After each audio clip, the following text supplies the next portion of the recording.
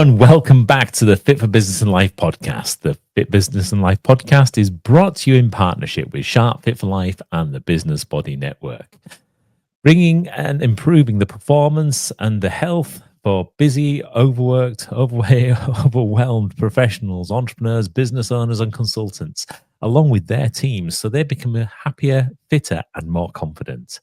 The Fit for Business and Life podcast is all about sharing passion, knowledge, and expertise around business and personal performance.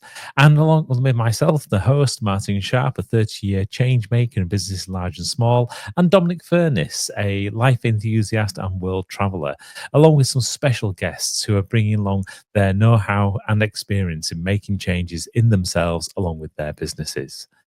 We're featuring inspirational stories, insights, and tips for, along with practical knowledge, bringing more healthier, happier, more achievement to your world.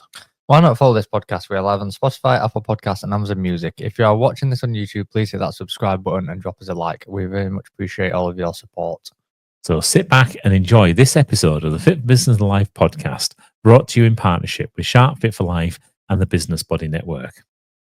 Season 4, episode 3. Let's go. Crumbs. Are we going to do that for each one of them in this one? Or is let's go. Maybe, possibly. Well, maybe I should actually soundboard. What does this one do? Does it stop? Does it stop? Yeah, you have to press it again. There's gadgets and gizmos to play with, isn't it? And then that's the whole point. You know, we're playing all the time. It's you learn something new, and when you play and you bring out that enthusiasm and that enjoyment, suddenly things become so much easier. That was an unreal segue, by the way. Well done for that. That was good. But yeah, we're talking about movement, and again that idea of play, because you get the idea of playing sports, you play games, etc. But running, you don't play running. Yeah, you don't play running. Yeah, but I think you should. You don't play skateboarding either. Don't you? No, I wouldn't have said so. I would have said you No, do. I would say you also don't play cycling. I feel like there's a lot of these that don't play. Oh, okay. Maybe it's team game that you play. I feel like it's like go skateboarding, go cycling, go running. Okay, yeah. Go to the gym. Yeah, go, definitely. Go gaming. That's a good thought. Let's think about that. And it's good to not play with weights. It's you're gonna have a little bit of safety in mind. That's more like do weights. Yeah. Do's and goes. Goes and do's. Yeah, and get a form right, getting your connection right. Very interesting. I feel like we've lost sight of what we're talking about already. Well, we're talking about movement, and I thought actually it's quite a nice segue in now, kind of talking about, because obviously pressing the button kind of took us on a completely different tangent. But again, the idea of playing with things, and you've kind of utilized this over the last year or so, again, as you've kind of changed the mix. So it's interesting, you touched on things like skateboarding, which has been kind of staple of yours for years. So you touched on cycling, then again, you've done that for years. You've done lots of things like the athletics, etc., gymnastics type things. So that's something you've got a big background in. And in fact, even when you were down in Australia for that year, you even went and found a skateboard and went skateboarding there. You left one up in Cairns. Left it up in Cairns. Someone from where we live got it, which is crazy. But yeah, and then was also like riding with like a lot of pros over there on the scooters, and that was a good time of life. I'll say that. Yeah, so kind of enjoying that space, that freedom, enjoying the sports that you were doing, enjoying movement effectively. It's kind of been a big part of life. It really has, but drum roll please for what I didn't do in Australia. I'm sure there's a button that does it, but I don't know what button. What I did, I thought he was about to start tapping on the desk. Close enough. It's not close at all, but yeah, did not go surfing the whole time I was there. No way. It's crazy. It's like the surf capital of the world, and you didn't go surfing. I know. I went surfing in France like a week before. Did not go in my whole time there, which is a bit mad. Yeah, I know. I hadn't put two and two together then until you just mentioned it. Yeah, pretty crazy. But yeah, like I would say with my movement practice now versus before. So now I definitely try have 3 points of contact, as it were, like 3 forms of movement per day, sort of my goal. So resistance how it tends to be on a normal day, like at work, etc. The resistance training in the morning, a walk at like early afternoon, and then either climbing or skateboarding if I can. But if the weather's pretty bad, then I might swap it out for like a yoga or a Pilates. Um, so I try to do like 3 a day. I'd say the resistance training and the walk are a definite staple, and then the one at the end. If I can't get it in, I can't get it in. Like some days it's like that, and it kind of varies what that form of exercise would be. Whereas before, I would just like you say, skating's been a staple the whole time. Like I'd just be at the skate park like all day is the difference there. But then if I was like working, I might take it to work sometimes, but it's not quite the same. And I Yeah. wouldn't have that like routine of movement dialed in. Yeah, and I think that also it's that change that you kind of made because again you've always had the movement, you've always been relatively fit and active, etc. So that's always been a given. So for you to kind of make a step change to actually go from where you were, which was relatively fit, to where you are now, which is incredibly fit. Yeah, it's been quite the journey really, and I guess I could like try explain that start to finish, but it was a bit like in the mindset episode that we had of like I didn't come into this particular realm with a goal, but just like seeing all the benefits has made me like prioritize is the word for it, like prioritize it, and by it being a priority, it sort of has to be in the calendar. Like I don't necessarily like use it to the same extent that you would, but like I'm not letting it slip. Like I'm not going to do it. But rest is also important, and that is definitely the bit that I do badly. But I'll say like 1 day of the week is the day where I do not do 3 forms of movement. So it will be like it's not rest for everybody, but it feels like rest for me, like going on like a hike or something like that. Yeah. And I think this is the key thing. It's coming back to that idea of finding the things that work for you. You find the activities that Yeah, you exactly. enjoy because those are the ones that you're more likely to stick to and keep doing. And that's where the change happens. That's where you can get the benefits from it. Yeah, definitely. And it's like I think it's very like again like doing what's good for your body, because I don't think like the amount of movement that I actually do is like I'm not too sure like everybody could do it, and then I'm sure that there's other people who like I would see the amount they do. Like, there's no way I could do that. And when I say can't do it, I mean do it and sustain like a healthy body and mind. Like I think I just have a natural disposition to do more than perhaps what is like the average, or at least the average of people around me. I think a lot of people would look at me and be like, "You do too much," which like I might do, but like I feel pretty like healthy and feel like I'm fueling properly and not losing loads of weight or putting weight on. So like from that one measure and like I'd say how I feel, like I feel fantastic. Always a bit cautious that, as I've mentioned in the previous episode, you can be a bit clouded in the judgment of that. Like you might think you feel amazing, and then you'll make a lifestyle change, then realize, wow, like I felt pretty bad. But no, I would say I'm feeling pretty good right now. Yeah, and then there is like that kind of bias that kind of happens when you're in the moment and wherever you are, and obviously it's then having that comparator at a late stage, and it's sometimes remembering what it felt like before as well.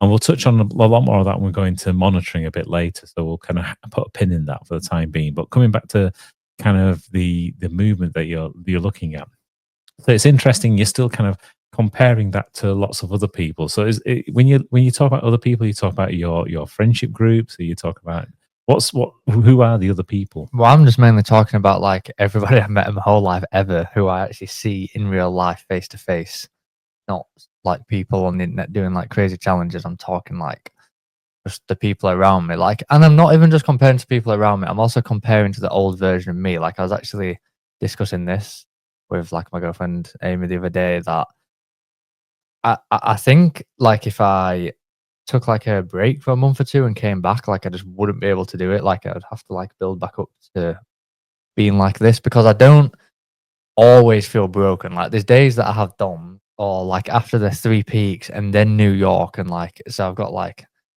so we did the 3 peaks challenge, the UK one, 23 hours and 56 minutes, which was that was a lot, and then kind of like came back from that.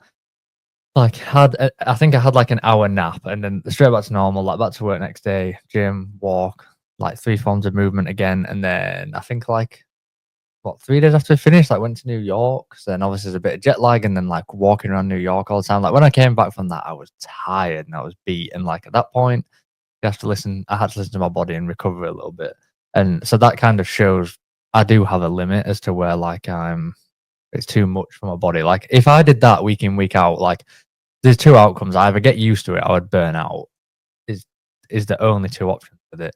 And it is again just finding the balance of like what you can do, because I find like on a mental level, I do definitely benefit from moving a lot. But yeah, you asked the question of who am I comparing to? I'd say the past me, and then which is the one that actually matters, and then people around me. Like I'm not comparing. Like I'm always like wondering what people think of me. It's not like that. I was just sort of using it as an example of like I don't think like no one in this house I suppose moves as much as me. I like my friends around me, like because I'll go on like I don't know, like a 10-mile walk and then be at the skate park in the afternoon. Whereas like I know for a lot of people that I know or would go on the walk with, it'd be like, well, that was like what they're doing for the day, and then they'll go chill out, which is like absolutely fantastic. It's great. It's what they want to do. It's like a good use of their day. But I'll get in and be like, right, going back out. And I seem to have the energy, both the energy to do that and like the desire to do that. I'm not doing that working on the principle that I want to be healthier, because it's probably actually like having the opposite effect. I'm doing that as like a premise of like that's what I want to do. So Yeah. It's just interesting to ask the question, because I've got a very similar kind of a number of people ask me the same thing. It's like, where do you get the energy from? I can't believe how much you do and things. And it's interesting when I kind of look back at that and think, well, actually, that's where I was 10 years ago. they built it over time. Exactly. So this isn't a case of, you go from nothing to something overnight. This is a case of it's that constant application of a consistent movement, having that right temperament to be able to make that happen. That kind of builds the momentum, so you're in this place. And then the same with, for example, anyone who's doing in the bigger challenges, things like, for example, running a marathon or doing like the 3 peaks or something. There, you have to build your body up to it. It's not something you can kind of throw yourself in and think, oh, I'm going to be able to instantaneously do it. And you've got to get the ball rolling on that piece as well, I think. And then once you get it rolling, it's like quite exciting, because like when if you have the ability to do something, the tendency most people is you're going to do it. Like if you've got the ability. And again, like starting this journey with like this newer transformation of strength and stuff, it just comes with all like having the energy. It just comes with energy, basically. It's what it brings. And like you say, like I was very active when I was younger, and then I would just say there's a bit of a plateau in the middle there where you start going out drinking, basically, and you stop doing the sports because you value the social interaction more. And it's like, what are we doing tonight? We're going to the pub, and then you'll just like sit down and drink beer and then repeat the process is like what happened to me. But like at the time, it felt like those social connections I definitely valued, and I do value those memories a lot. But then you don't realize how much it is detracting from your health and fitness. And truthfully, at the time, I just didn't even care, because as I said before, like I didn't necessarily feel bad until I like started doing other stuff. But like if you took that me like a year and a half ago and was like, right, this is what your day is going to be, I'd be like, oh, like, all right, sound like that'll be fine. And then I think I would quickly eat my words and it wouldn't be fine. But right now it just feels excellent. I would not want it any other way. Yeah, it's interesting, that whole turning. We've got several kind of big turning points, really. I think you've kind of gone from the being a child through teenage years through into like early adult, and now kind of your mid-20s. You kind of are at that kind of peak point in life. And I can still remember, well, still do remember back to those days. You do almost feel indestructible. Nothing everything just bounces off you. You still can, you abuse your body, you abuse the time, etc., and you seem to still be okay. But then all of a sudden, things kind of creep up. And I know from my own personal experience that creep started probably in my 30s, mid 30s, easy, and then by the time I'd got to crumbs by the time I got to my late 30s, yeah, that's really when I had to have that big awakening kind of call, when actually things had gone so bad that actually, it was affecting so many parts of mine. But even at that point in time, it was interesting. Again, you were saying about you don't know what it feels like when you're in it. I didn't.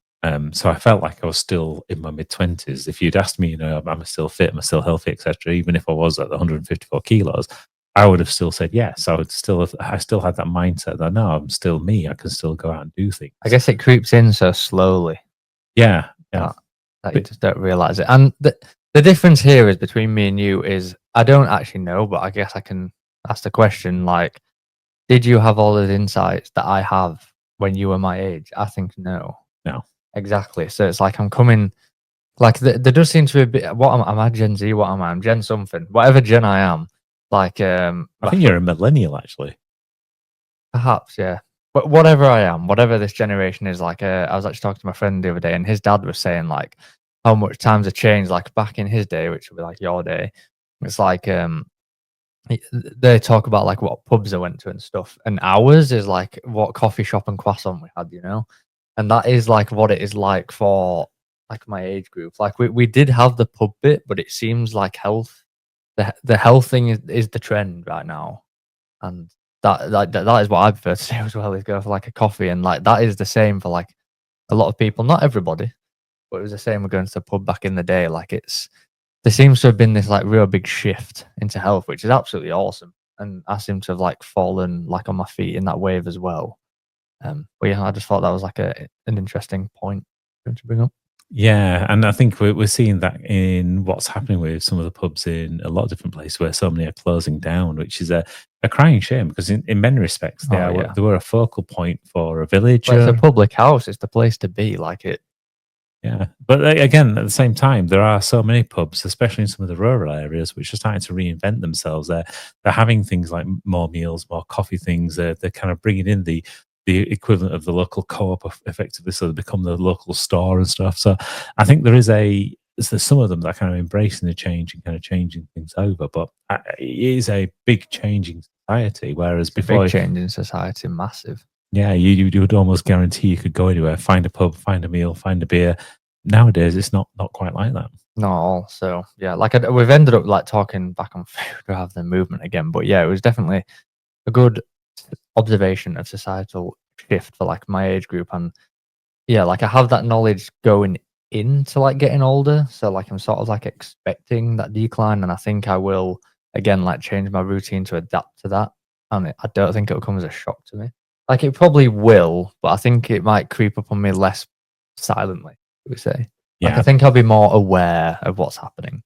yeah. I think you've kind of got the things in place now, which kind of helps you monitor that. So as you're kind of going through, you're tracking certain things, and you'll be able to very quickly start to say, okay, this is starting to slide. I need to do this. So again, as we know, there's some people, for example, they'll just go out for a 100-mile bike ride once a month just because they can, even if they are getting into like their 70s, 80s, etc. And again, they utilize that as a marker just to see how they're feeling. Yeah, to see what you can still do. Exactly. Yeah. So I agree with you. I think you're going to continue to have that kind of ability to say, this is where I am at any point in time. But you're right. I mean, mechanics of our body is its movement, it's meals, it's moderation. So you got all three of those to have in place for change to actually happen, or for your lifestyle to be affected, or your life to be affected. So it's unsurprising that we'll probably talk a bit about food, and we'll then talk about movement, a bit about movement, talk about rest, a bit about rest, talk about meals again, and it'll always interrelate to one another. Yeah, they're all very interconnected. Definitely. But coming back to a bit about your routine. So it's interesting when you kind of break it down from that macro scale. You, like you were saying, you kind of got resistance training in there. You got a little bit of cardio. It's very low intensity cardio. Yeah, low intensity cardio doesn't get your heart rate up. I don't know if it counts as exercise or not. Yeah, it still counts. I was actually having the other day. Like it's movement. Like to me, it depends. This is the whole premise of the whole thing. It like depends who you are. To me, a walk feels like movement more than it does exercise. But it's good to stretch the legs when you've been like stood working all day. But yeah, please continue. I interrupted there. No, you're right to interrupt. It's a conversation at the end of the day, and that's exactly what happens in a conversation. I know. We'll let it flow back to what you were saying about like breaking it down on a macro level. Yeah, so it's interesting you're kind of classifying it as movement, and you're right, absolutely, and it's so important to have that because there's so many parts of your body that don't have active pumps. So, for example, you've got the lymphatic system doesn't have an active pump. In fact, the calves in the back of your legs, they kind of act as a pump to help get the blood back up to the to the heart, etc. So there's lots of things in there that Well, by moving and your works. joints, because when I hurt my ankle, like the whole premise I started walking as fast as I could was to get that fluid. Is that fluid? Mm-hmm. You know what it's called? Not off the top of my head. No, you know what I mean though. There's like that fluid that can only really get like into your joints by moving the joint. Like if you just leave it static, it can't. Synovial fluid. Synovial fluid, there we go. So that's like another benefit of a walk. Like that will get the synovial fluid going. Like that's just not just an injury thing. That's in general, right? Like it's there all the time. Mm-hmm. And if you don't move your joints, it's not gonna like get oiled around it basically. Absolutely. So keeping yourself moving, that is great. So we talked about the macros being effectively, you've got your resistance training, your cardio, even low intensity, steady state cardio is still cardio. And it's always better if you can get your heart rate up just that little bit. It doesn't have to be, for example, you don't have to be in your higher percentage range as over 100 or something, but certainly something more than just being sat around. I mean, when it's hot, it'll be pumping. Yeah. But like in winter, it'll be lower. So it's like, but I wouldn't be stressed if my heart rate wasn't like a certain heart rate, you know? I'm just trying to keep it like, but yeah, I will take that knowledge and run with it, perhaps literally. Hey, you heard it here first. He might be a runner soon. But then you've also then got the stretching parts of it, and I know you kind of amalgamated that with yoga and Pilates and rock climbing. Interesting, rock climbing is almost like a stretching. No, it's not all stretching that bit at the end there. Like I tend to do my stretch. If I have time, I do my stretch after my resistance training in the morning. But then I just try add like that third form of movement to the day, because mobility is also like a very important thing, and it's good to test your body in different ways. Like if I just did resistance training and stretching, I'd get very good at resistance training and stretching. But I wouldn't be good at like, because yoga and Pilates is more than stretching. That's like strength in places you never thought you could have strength. And then like the skateboarding is just in a whole different category, and then the rock climbing, that is very much mobility based. And just having the combination of those different things just teaches you to move in different ways, which is very good for like your brain health, because you're constantly firing like those neurons basically, and just keeping those movement patterns and more mind muscle connection, and you're just testing things. But those things don't really give me, like I couldn't do them every day either, because they're unsustainable because of how like much they have hurt, or like how much energy it uses, or how much it fatigues my body.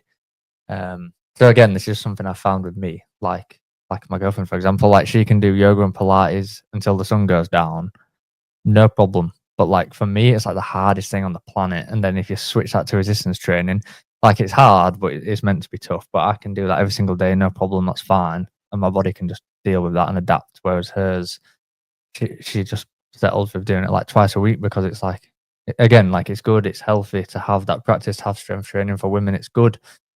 But then, like, to fulfill her other exercise needs, like opts for the yoga and Pilates, because that's the way her body is. And it's like, you just got to do what like works for your body, but not like, my big thing is, I don't, just because I'm not good at something, I don't want to not do it, because I want the mobility. Like climbing, like you were saying, it's, I found it a little amusing. I considered that a stretch, or your interpretation was I called it stretch. I wasn't, but I will say that it's very good for like hip mobility. Like you sometimes have to spread your hips like much wider than you would on a normal day-to-day basis or in the gym, because if you went to that level of mobility in the gym, you'd probably injure yourself. Your body's not really designed to be strong in those positions. But climbing sort of like forces you into those positions under just body weight. So yeah, I've never actually spoke about that, but that's pretty good. Yeah, that's good as that. And again, it's interesting kind of that you've been observing kind of how it works in different people's bodies, and you're absolutely correct. You know, lifting heavy things is good for everybody, and especially, for example, as ladies get into older parts of their life, it's almost becomes essential, because it's a way of being able to stave off some of those kind of non-communicable diseases that kind of affect ladies at a later point in life.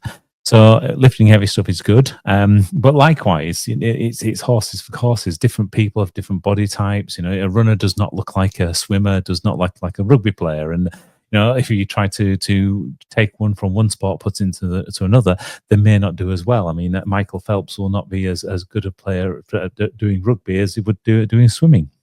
Is would be my guess based on the body type, and likewise.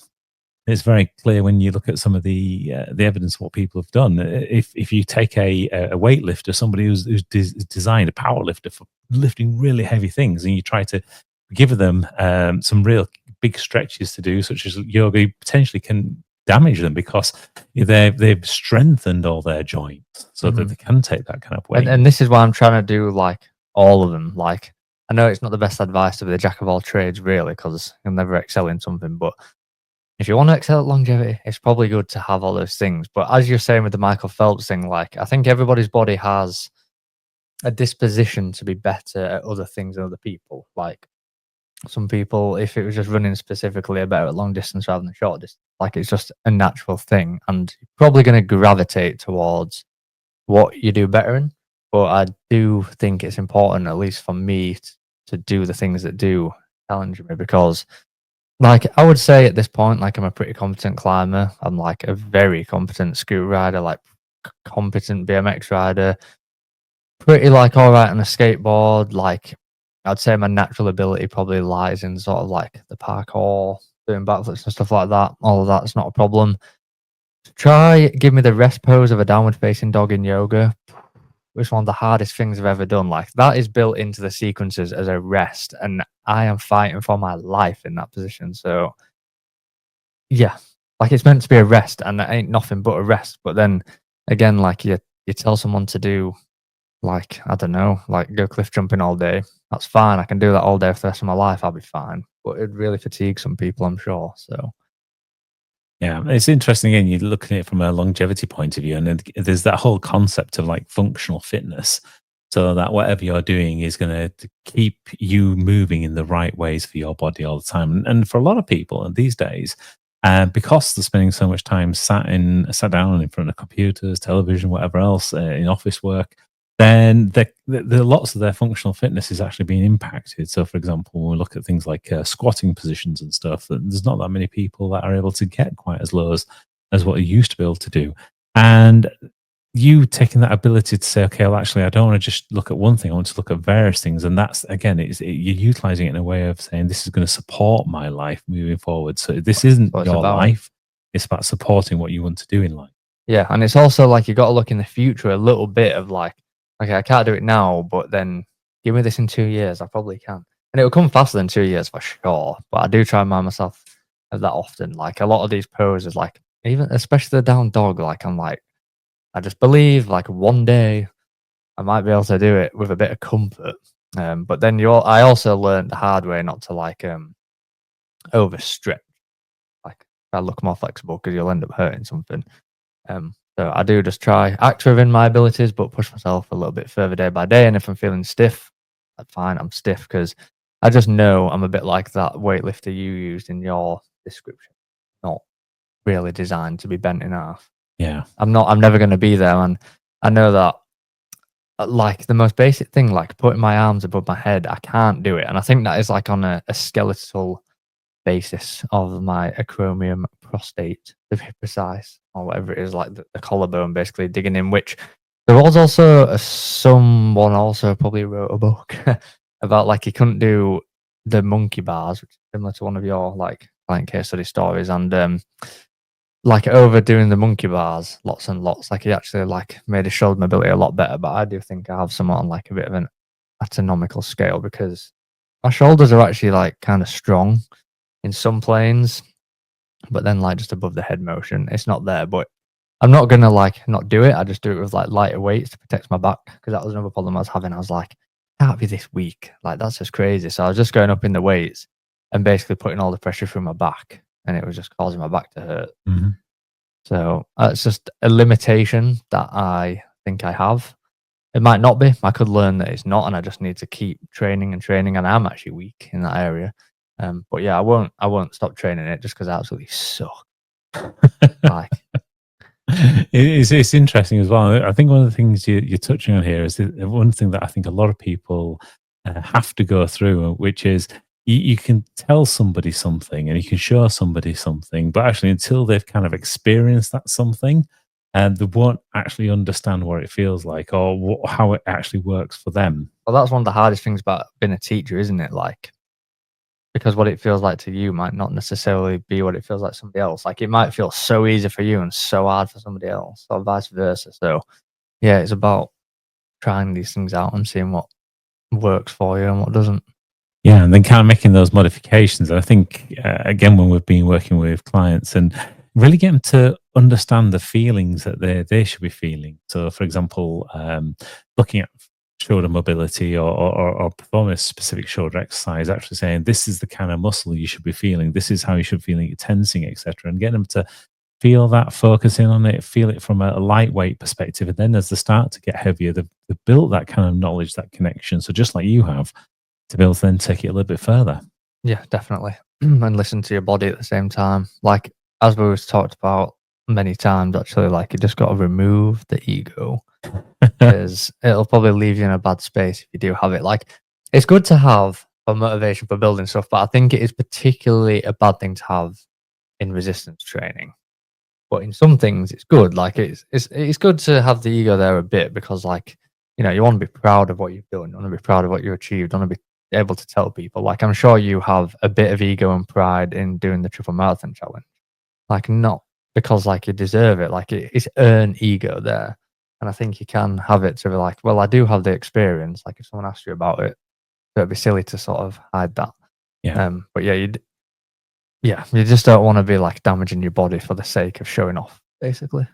Yeah, and likewise, I think that ego can turn up in so many areas, especially from a movement perspective, where you kind of you bite off more than you could chew effectively, or you start too quickly, or you go too heavy, etc. And that simple starting in the wrong kind of way just hampers the remainder of it. So I have done races where, for example, I've gone thinking, okay, I'm going to try and get my best time. I've tried to push myself a bit more at the beginning, and what's happened is because I've gone that little bit too quick at the start, it's hampered the time later on, and actually I'll get a worse time because overall my performance degrades as opposed to improves. Whereas actually, if I had taken that different approach of, you know, holding back just that little bit and aiming to finish strong, then that would have been a different kind of route. And same with, for example, the weightlifting. It's I always mention to clients, you know, start too light. You know, better off starting far too light and then working your way up to a heavier weight,